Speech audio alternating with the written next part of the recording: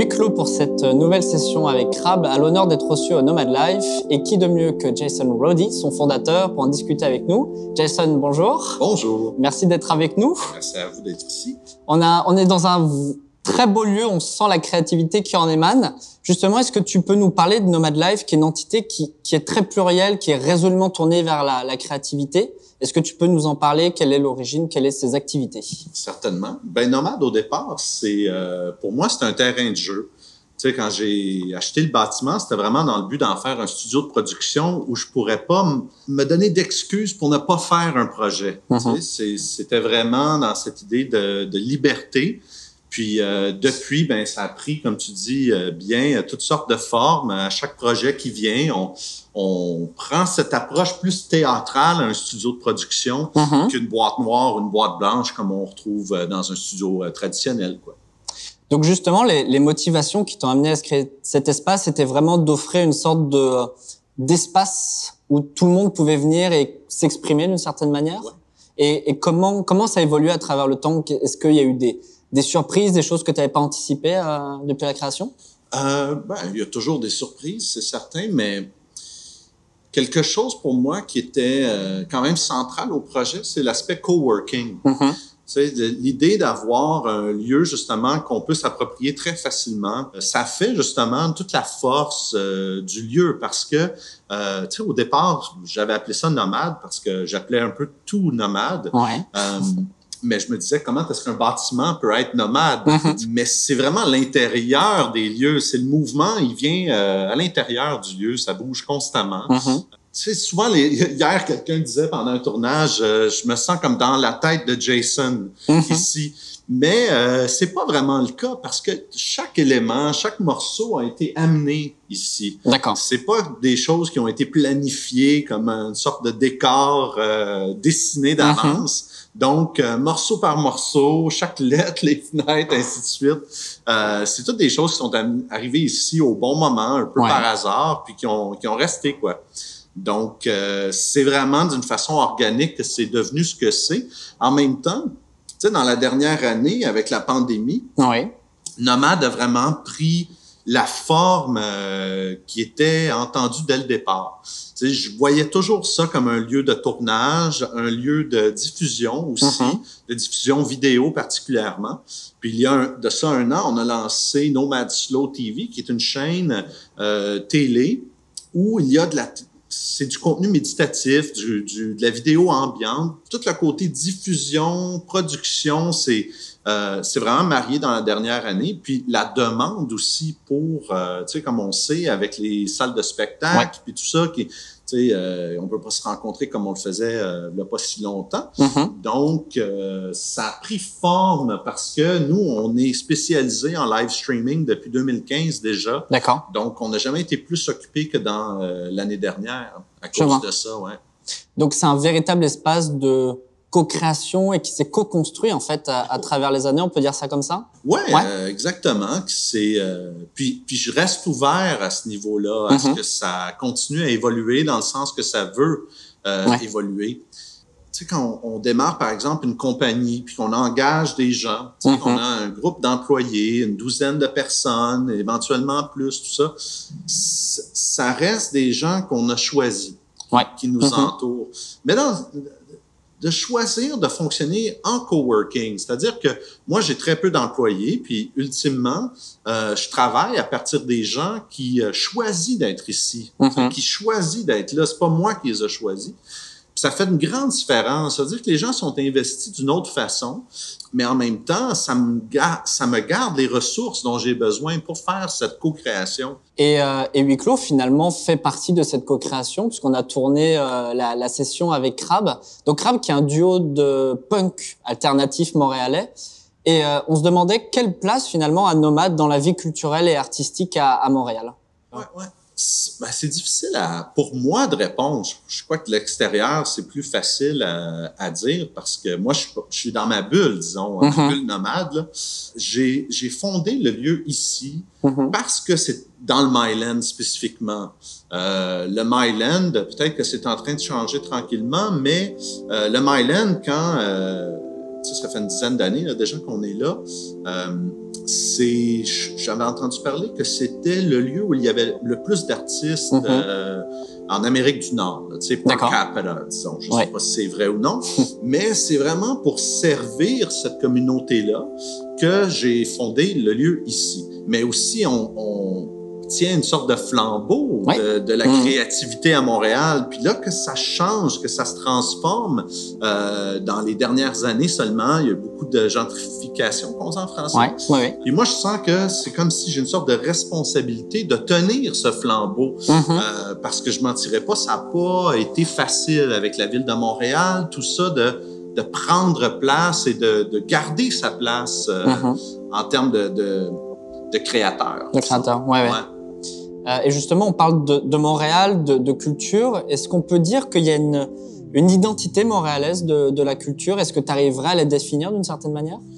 Je dirais que ce qui rend Montréal spécial, c'est justement toute cette culture qui vient de différents lieux, qui se rencontrent ici à cause de notre ouverture, à cause des loyers qui sont pas trop chers, à cause du fait qu'on est au Québec, qu'on est déjà dans une province et dans une ville, surtout dans une ville bilingue. Tu sais, le Québec est vraiment francophone, mais on sent que Montréal est vraiment une ville bilingue où on peut parler dans les deux langues fluidement avec la plupart des gens, comme je fais souvent un peu trop.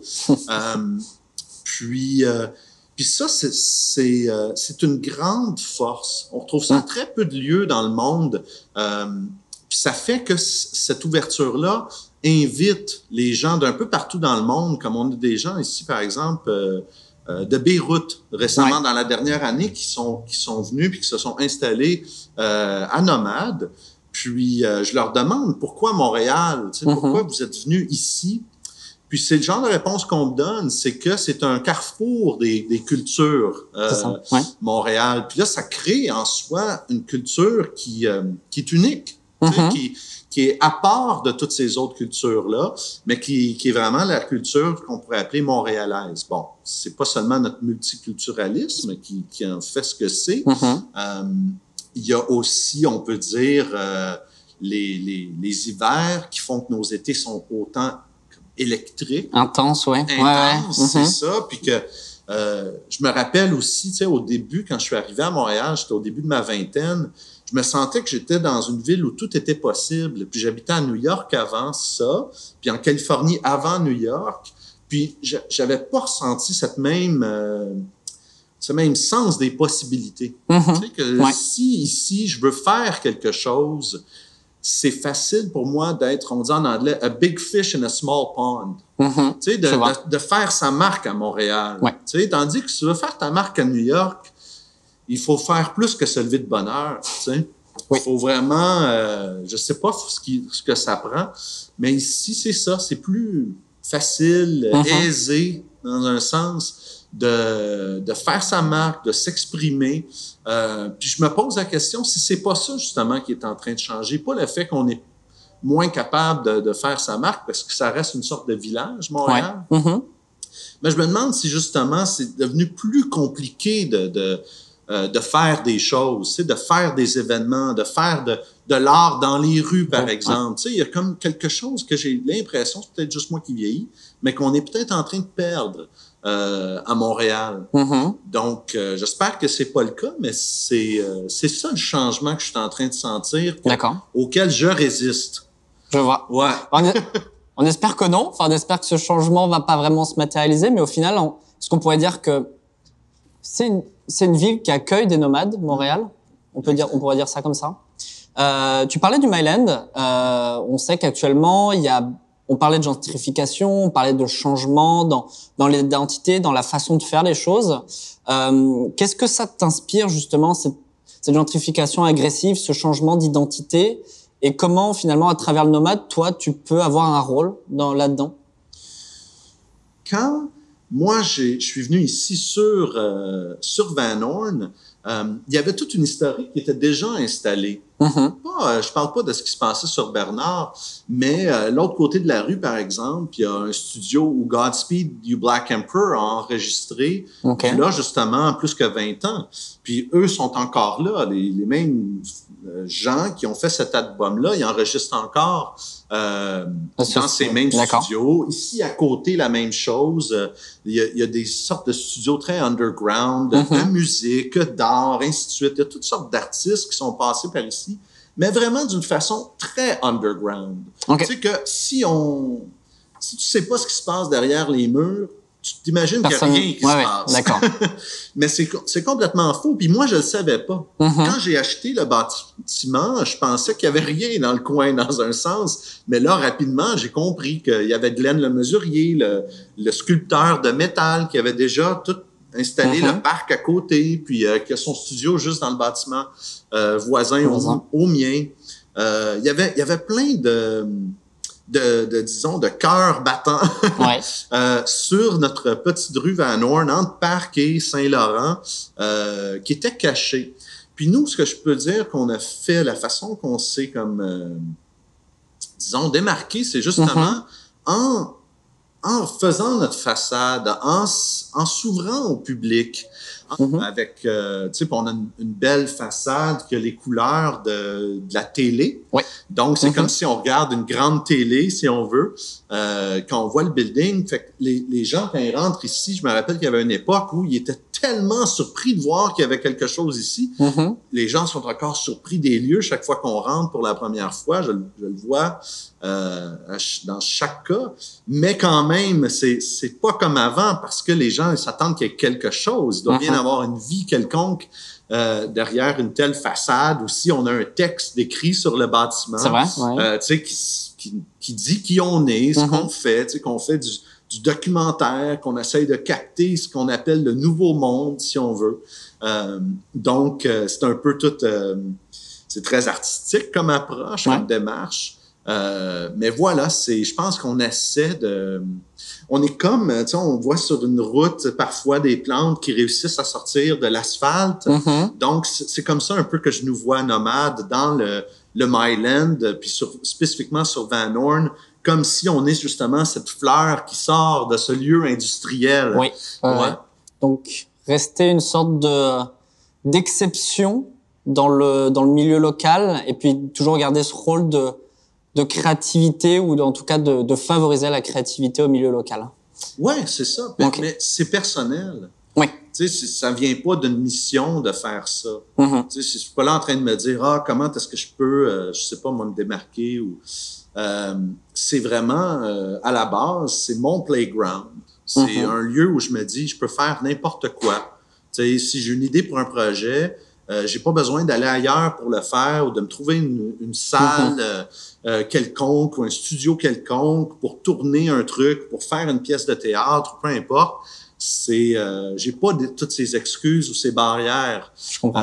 Donc, partir de ce désir d'expression personnelle et de cette ouverture à ce que d'autres viennent utiliser les lieux de la même façon, à leur façon, en fait, ben, c'est ça qui a fait ce que c'est Nomade. Merci Jason pour cette percée dans ce qu'est Nomade et puis cette percée aussi sur ce qu'est la culture montréalaise et du Myland. Merci beaucoup. Ben, merci à vous.